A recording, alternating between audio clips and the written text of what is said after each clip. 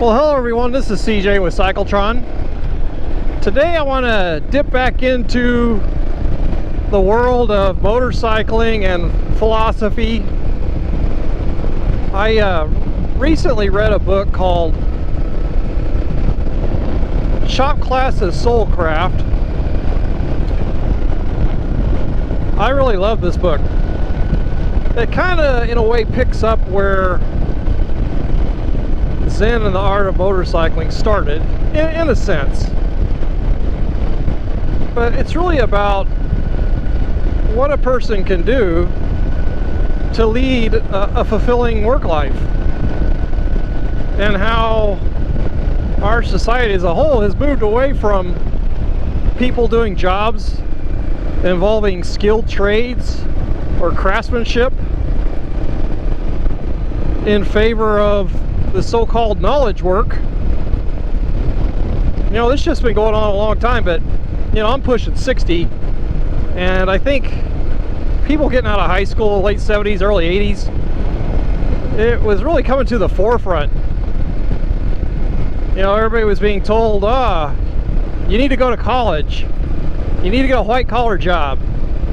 You know, if you're like me, everyone in my family had manufacturing jobs when I was growing up. And with globalization and other competitive pressures, a lot of those manufacturing jobs were going away. I did a video about this a while back. In general, about, you know, the state of manufacturing in the United States as it relates to motorcycling. But the interesting thing has happened here. You know, as they say, the worm has turned. I used to work at a large engineering company doing design for power plants, engineering design work. And we would do these calculations by hand. We would state the objective of the calculation, list our references, list our assumptions, and we go through it in a very thoughtful, methodical process. And then we gave those handwritten calculation sheets to another engineer who went through them step by step. Were our assumptions reasonable? Was our methodology sound? Were the references appropriate? Were our conclusions accurate? Was our math correct? Now I understand people doing similar design work these days as engineers, their job largely is to put numbers into MathCAD templates or Excel worksheets or other similar type programs, and a lot of the thinking part of it was done by whoever created these tools. Sort of an expert system, if you will.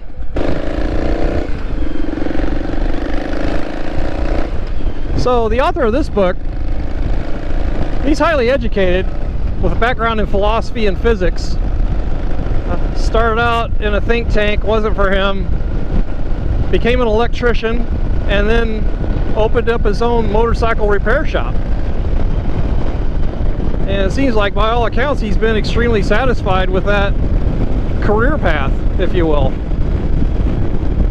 I recently had the carburetors, I think, properly adjusted. We're still working out a few kinks, but the man stands behind his work. The man who did this work, he's about my age. He's pushing 60, and we were talking about how hard it is to find people who will work on older bikes, who are familiar with carbureted engines. And there's a lot of knowledge that people gain by working with their hands, and it's not just their hands. Their mind is actively engaged, as the author of this book points out repeatedly. It's not mindless work. Whereas a lot of white-collar work, and I'm not bagging on white-collar workers, I'm still a white-collar worker. I'm a mix of hands-on and white-collar office work. It's kind of a hybrid job that I have. But you know, the broader point is a lot of work in this country has become degraded in the sense that it's not very skilled, and a lot of the knowledge work hasn't become as ended up not being very skilled. You know, if you're just plugging numbers into a program that somebody else wrote, I wouldn't like that job.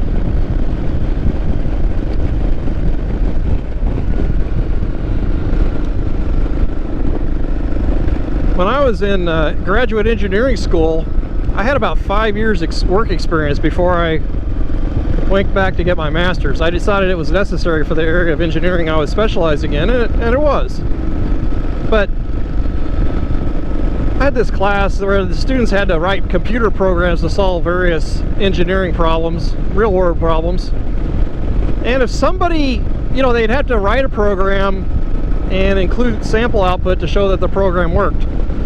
But if the example that they turned in was some nonsensical example, I'd take half off, even if the program worked perfectly fine, because they weren't even thinking about what they were doing. It was just mindless number crunching with a computer. And some people appreciated that approach. Others got really angry. They couldn't understand why I would take off half credit for a program that appeared to work perfectly fine. It's because they didn't solve a problem if they're putting nonsense into it. It always grated on me when somebody graduated with an engineering degree and they started calling themselves an engineer. And that's not how it works. You have to work with other engineers for some period of years before you could call yourself an engineer. So it's like an apprenticeship in a skilled trade in many senses. I mean, does somebody call themselves a mechanic once they get out of tech school? I doubt it. Anyway, the reason I think about this topic a lot is I've got 2 younger boys in their early teenage years. And for me as a parent, I think one of my big jobs is to help them discover what they're good at and what they like to do, and think about what they might want to do to make a living. And when I was coming out of high school, again, there was a lot of pressure. Oh, you got to go to college. That's what everybody does. And we tell young people, follow your dreams. Well, what we don't tell them is, you don't have to follow your dream the instant you get out of school. Go work for somebody, learn a trade, learn a skill, get some experience, find out what you like, what you don't like, what you're good at, what you're not good at. And far too many people have an interest in a particular career field and invest 4+ years of college. They're typically not earning a lot of money during that time. It's a huge opportunity cost. The tuition and other college-related costs have far exceeded the rate of inflation since I've been in school. It's outrageous. You know, student loan debt is about the only debt you can't discharge through bankruptcy. I think it's a form of corruption, really. We tell these people, work hard, study hard, pick something you like, take time off from other jobs that you could be working, go into debt if you have to, and maybe you'll get a job. A lot of people finding that they're not getting jobs, at least not the ones they want. You know, my oldest finally got a job in his chosen career field in engineering. He spent the last year working for me while he was looking for a job. So there's no guarantees, even in technically rigorous career fields. So I'm kind of riffing off this book a little bit, but it made me think, you know, question whether college is for you. And if you do want to go, decide what you want out of it. And what you plan to do after college. Is it financially viable? Is it a worthwhile investment? So I'm thinking about that a lot. And I've got 2 boys. One of them's going to be a welder. He's still thinking about college. The other wants to be a business person. He's an entrepreneur, really. He doesn't even want to go to high school. That's not really an option. You have to by law, but, you know, for a lot of people, high school is a complete zoo. So I would say engineering school is good for helping a person develop good critical thinking skills, but it comes at the expense of the liberal classes.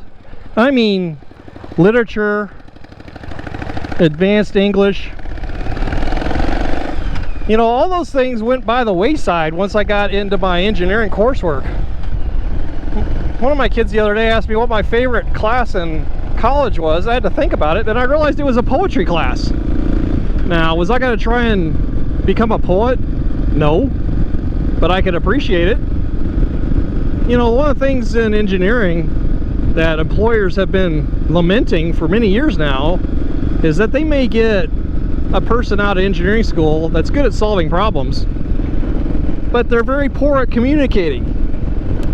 Whether it's receiving instructions, communicating results. Gee, I wonder why that happened. Could it be that they pretty much quit reading any outside novels or any novels for coursework after, say, their sophomore year? I'm thinking that has a lot to do with it. But with engineering schools requiring 125, 130 credit hours of tough courses, there's just no room for taking literature classes beyond what's required, or writing classes beyond what's required. So I would say a good combination is just be committed to lifelong learning. Consider going to college to study some things that are going to make you a better communicator and maybe expose you to some other ideas that you wouldn't encounter on your own. You know, the guy that wrote this book, I occasionally come across books that are written at a very high level of prose that greatly exceeds anything I could ever write. And I consider myself an effective communicator in my personal and business life, but it's nowhere near this level. Well, how do people get like that? They have an extensive liberal arts training. Now, the problem with a lot of liberal arts training these days is, to not get political, but all the other bullshit that goes along with the program, you know, politically. So, you know, if you can read about the classics and not be burdened too much about safe spaces and all that other stuff, then yeah, that's a good way to go. If you do it the way I did, and I'm a long way from even being close to having what somebody with a liberal arts education would have with regard to literature and philosophy and things like that, but I'm trying to make up for it through outside reading throughout my life, and I'm continuing to read and learn. But what I'm finding is I work a lot with people who work with their hands or work outdoors, especially construction jobs, and by definition, that's honest work. Everybody can see what you did or didn't do, and how well you did it or didn't do it. You know, when I was doing work related to power plant design, there were times where we'd be 2 months into a job, and the boss would come in and say, "Okay, pack up all your files. The job's canceled. The financing fell through. The power purchase agreement fell through for the developer," whatever it was. And our 2 months worth of work just became fodder for the file. Yeah, did we get paid? Yeah. Did the company we work for make money? Yeah. Did it serve any purpose beyond that in the world? Not that I could tell. So anyway, please let me know your thoughts about this. This book really stimulated a lot of thinking in my time with it. I don't have all the answers. One of my favorite concepts here recently is a philosophical concept from literature, and the lead character was this great philosopher, had a long time following, and as this philosopher became old, he turned to his followers and says, "You know what, it's time that you guys went out on your own. There's nothing else I can teach you. And oh, by the way, consider the possibility that everything I've taught you to this point is wrong." So I kind of think about that in terms of being a parent. You know, do I want my kids to have the same experiences I did? Not necessarily. Do they have to do everything the way I did it? Definitely not. Do I want them to learn from my mistakes? Certainly, but as we know, it's hard to just learn from mistakes on an intellectual basis. People have to make them in many cases to really understand it, or they have to live it. So it's interesting to me that you take Zen and the Art of Motorcycle Maintenance in this book here, Shop Classes Soulcraft, and there seems to be some connection to philosophical thinking and motorcycling, or motorcycle related activities. And I'm still trying to understand that connection. I'm just enjoying it.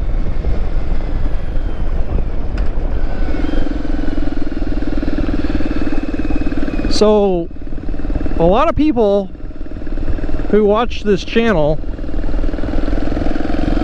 have a lot of life experience. They're around my age, if not older, or a little bit younger. But we're within a couple of generations of each other for the most part. So what have you observed? How have you influenced your kids in a selection of a career or a job, or nephews and nieces? What do you tell a kid when they say, hey, what should I do when I get out of high school? What do you think I would be good at? You know, have you exposed that person to a lot of different things so they could figure it out? Right now, for my work, it's hard to find engineers that have any experience working with hand tools. It used to be that engineers, a lot of them grew up on farms and had been fixing things and had a good understanding of engines and other mechanical concepts. That's harder to find. I'm looking for people that have had any type of work experience. I think it's a big help. Fast food, you name it. I'm seeing more and more people graduating with college degrees that don't have any outside work experience.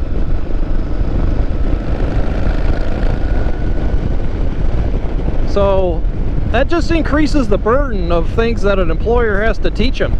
And it makes it more likely that they may not like the work that you have for them to do. You know?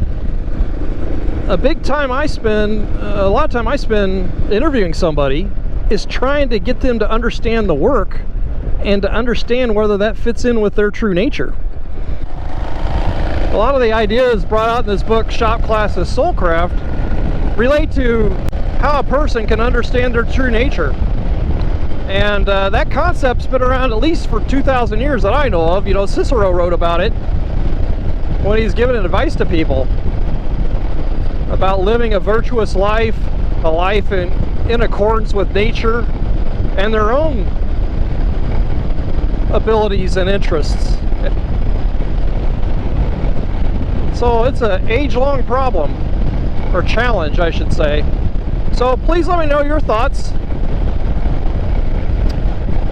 and please stay tuned for future videos. Thanks very much.